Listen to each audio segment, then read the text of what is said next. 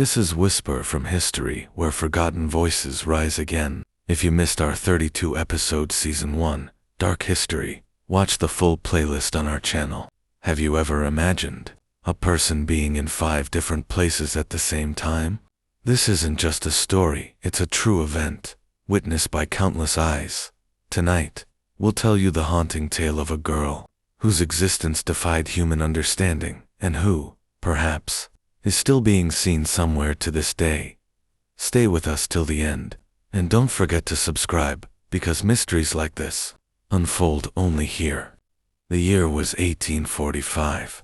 A quiet boarding school stood on the outskirts of Livonia, a region now divided between Latvia and Estonia. Surrounded by endless pine forests and gray northern skies, the school was known for its strict discipline and European refinement, a place where the daughters of noble families were sent to become young ladies of grace and intellect. But within those halls, something began to happen that no one could explain.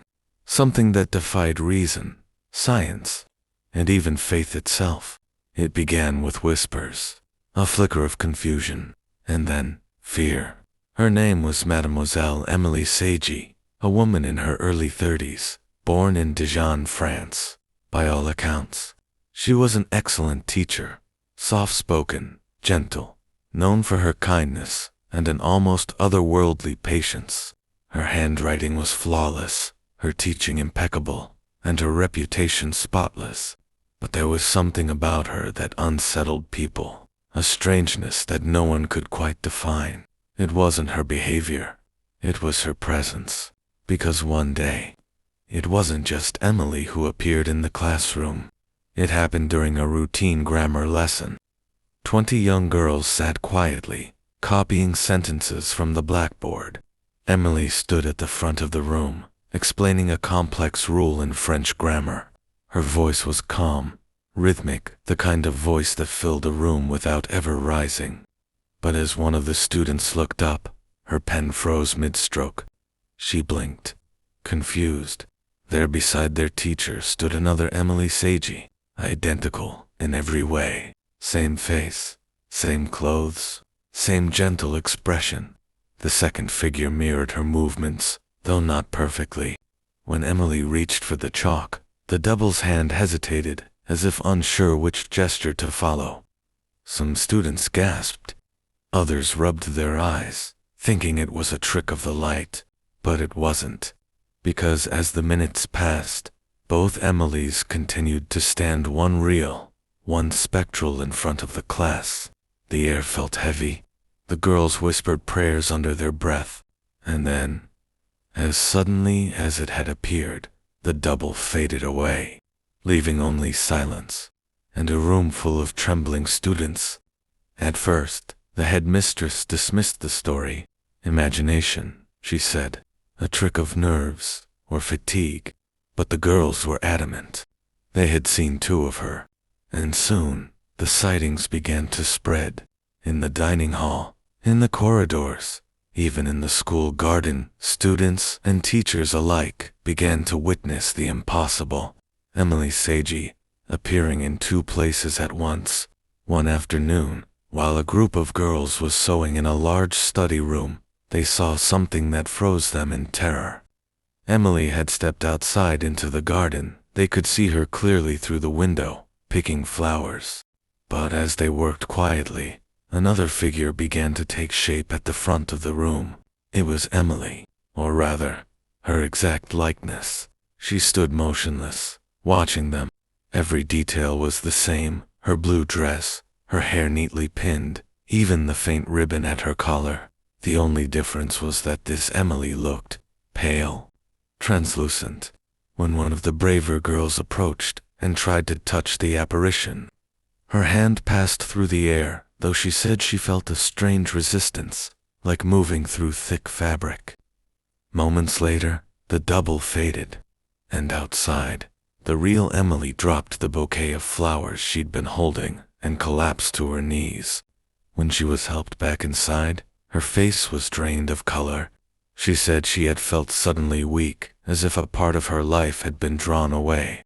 She hadn't seen her double, but she had felt it. The school's administrators began keeping quiet records.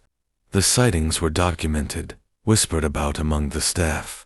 Over the next 18 months, Emily's double was seen at least 14 times, sometimes by a single witness, sometimes by entire classrooms. It appeared while she was teaching, while she was eating, while she was resting, and every time. Emily herself would grow pale, tired, and distant, almost as if the apparition was stealing her strength. But perhaps the most chilling incident happened one evening during a grand assembly. All the students had gathered in the main hall for a dinner celebration. Candles flickered across long wooden tables, and the air was filled with laughter and the scent of roasted meat.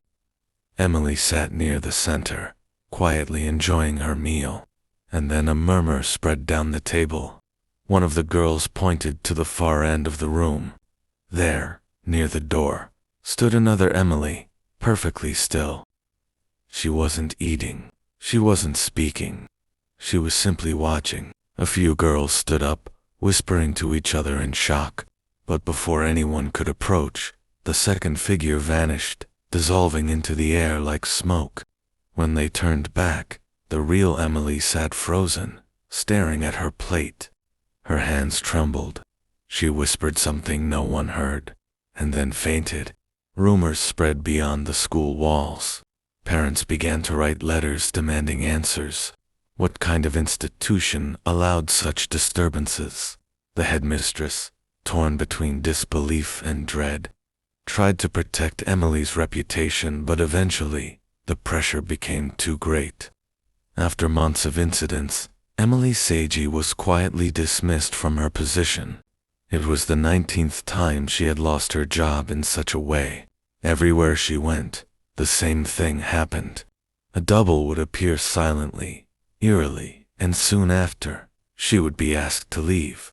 But the story didn't end there. Years later, one of her former students, Julie von Goldenstub, recounted the entire ordeal in writing. Her account was so vivid, so precise, that it was included in the archives of Robert Dale Owen, an American author fascinated by supernatural phenomena. In his book Footfalls on the Boundary of Another World, published in 1860, Owen described the case in meticulous detail, cross-checked, verified, and supported by multiple witnesses. The report stunned the scientific community. How could such a phenomenon be explained? Some claimed it was a case of mass hysteria, a shared illusion born from the strict, isolated environment of the boarding school. Others suggested it was a psychic projection, that Emily's intense mental energy somehow created a visible duplicate of herself. And then there were those who believed something far more mystical, that Emily possessed a rare and terrifying gift of bilocation, the ability for a person's consciousness to manifest in two places at once. But if that was true, what did it mean for her soul?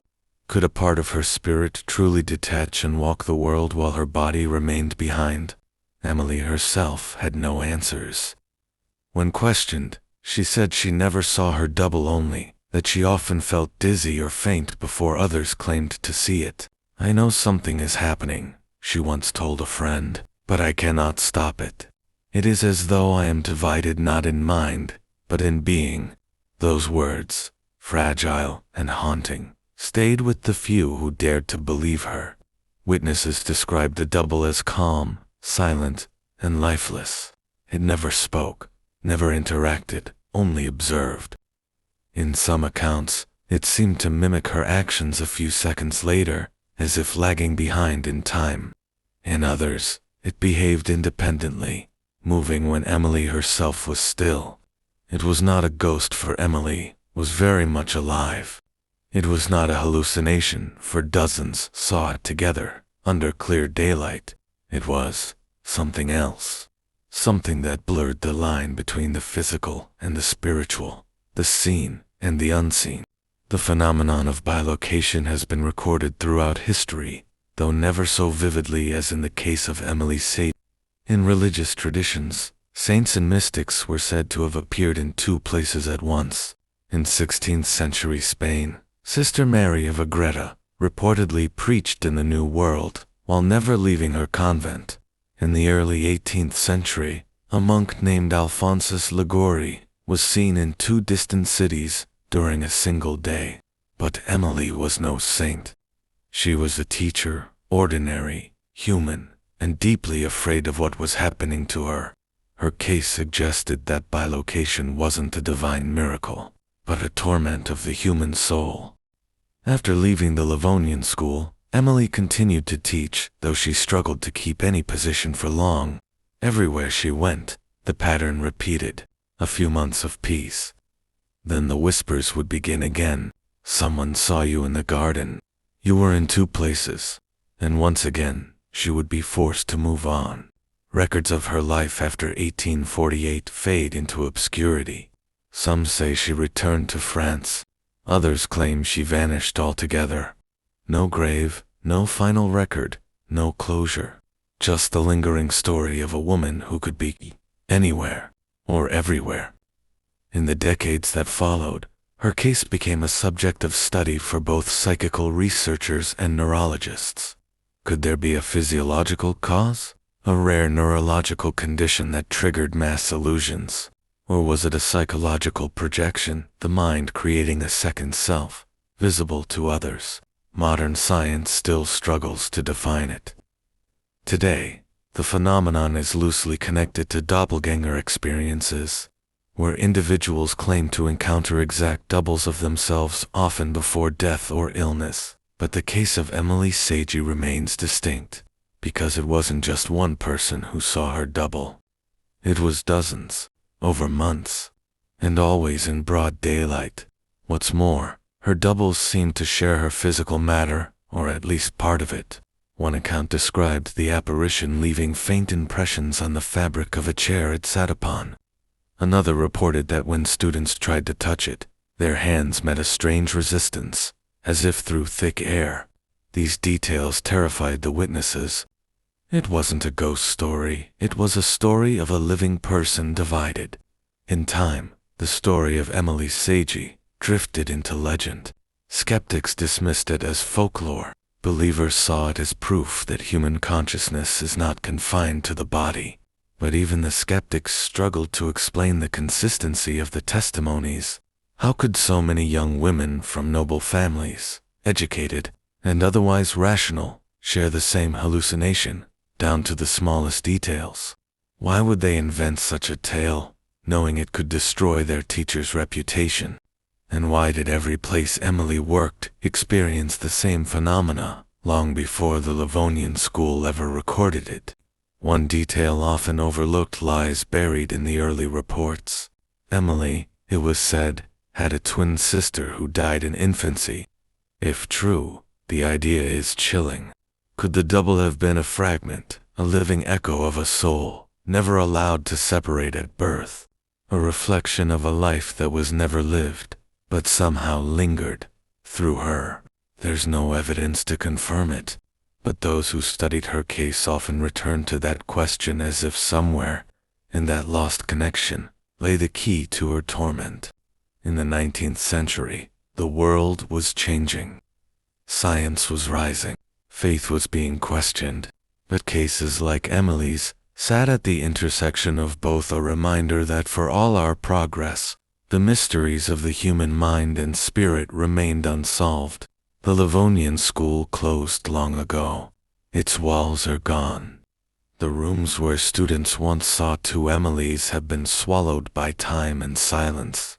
Yet in old journals, in dusty archives, her story remains a quiet testament to something we still cannot explain. A woman seen in 5 places at once. And in that story lies an unsettling truth, one that continues to haunt even the most skeptical minds. If a human being can appear twice, what else might the soul be capable of? And more frightening still, how many times might you have passed yourself on the street without even knowing? If you ever feel that you've seen someone, and then that same face appears somewhere else, then perhaps you've already become part of the mystery. Because some stories aren't just heard, they're seen and felt. If you enjoyed this story, make sure to subscribe to the channel, share it with your friends, and don't forget to watch our new series Unsolved Paranormal Events, because some secrets reveal themselves only to those who dare to seek them.